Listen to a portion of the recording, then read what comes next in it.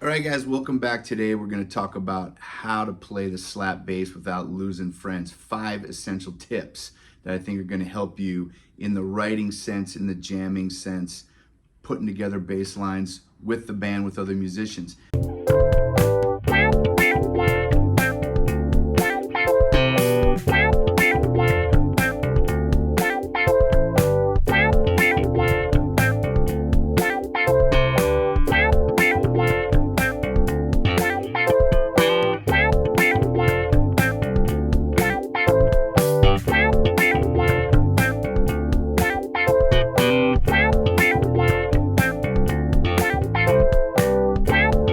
Now, obviously, there are tunes that are built around the bass line, the slap bass line. When you think about Flea's bass line in Higher Ground, maybe one of the more famous slap bass lines.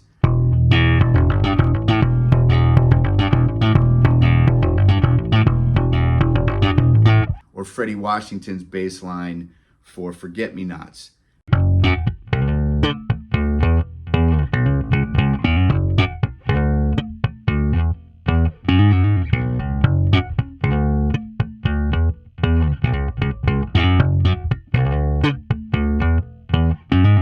He wrote that tune, he wrote the bass line first, and so the tune kind of forms around that bass line. But sometimes when you're trying to collaborate with people or even just jam, you have to be very sensitive to what's going on. So here are 5 tips, both for practicing and for approaching playing the slap bass so that you don't lose your friends.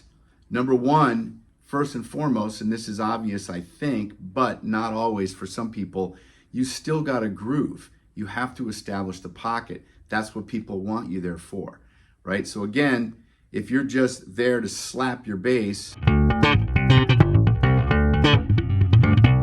just want to hear yourself slap all day long, it's gonna drive people crazy. They're not gonna want that. So first is hear the groove. What's the kick drum doing? What's the drummer doing? What are the chords, obviously, that you're playing? And how do you fit in there, right? Can you sing your bass line first?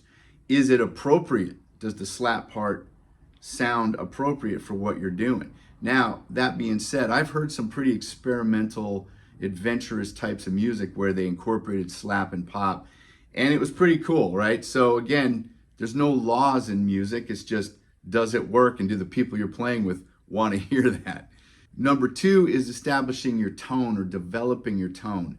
The problem I've had over the years with playing slap bass and practicing it is that in my room, at home, or through your computer, or whatever you're doing, you get that scoop sound. It sounds awesome, but then when you go play live, it doesn't sound great, especially depending on the instrumentation you're playing, the volume.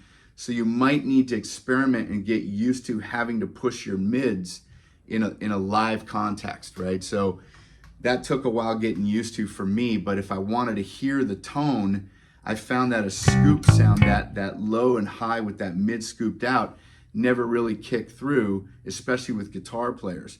But so I'd have to kind of almost do the opposite and curve it so I could get good tone in a live setting. Okay, tip number 3, learn to get independence with both your slap and your pop. So what happens to a lot of people is they get stuck in the root octave thing, right? Now, that being said, that's used quite a bit and is still very cool. A lot of people, that's what they want to hear. But it's a good idea to practice the slap by itself. Pick your A minor, your scales and your chords, A minor pentatonic.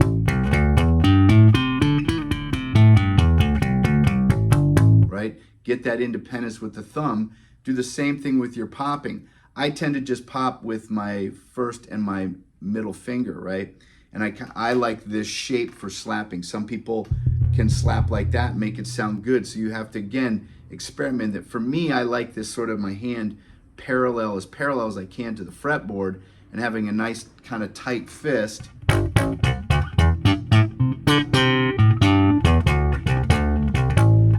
So experiment with different rhythmic patterns, different cadences, different timbre, different attack.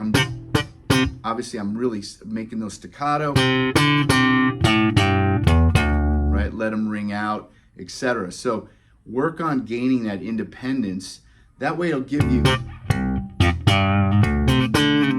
a little more versatility in your bass lines and not just locked into octave and root, or root and octave. Okay, tip number 4 is getting comfortable with playing or going back and forth between using your pizzicato style with your slap style.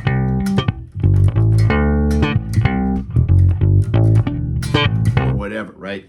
Tons of bass lines like that out there that you'll see the bass player going between using the finger style to their slap style, right?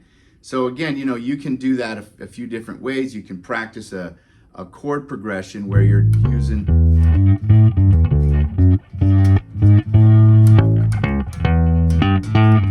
going between slapping it and plucking it, or you can play one chord and the other chord slap, just to get, again, comfortable with that feel. And also this gets back to number 2 of kind of dialing in your tone, because that can be a problem sometimes when you're trying to go between one and then you hit your finger style and it's flat, okay, or vice versa. So it's something to experiment with, both on your own, but then also in the live setting, trying to dial it in and find that happy medium where you can go between both and they both sound good. Okay, and lastly, tip number 5 is developing your dynamics with the slap. And this kind of goes along with tip number 1, which still ultimately gets down to being the bass player, right? But where and when are you going to add the pop? And again, there's no laws here. Sometimes it's really, that works great, right? Where you're just hitting the root and the octave, hitting it on every beat. But sometimes you want to be able to add different dynamics, right? So working hammer-ons, working pull-offs, working slides, right? Sliding in and out of the slap or the pop or the notes, trills, vibrato, adding those things to your game are going to be hugely important at giving you some dynamic, some interest to your bass line.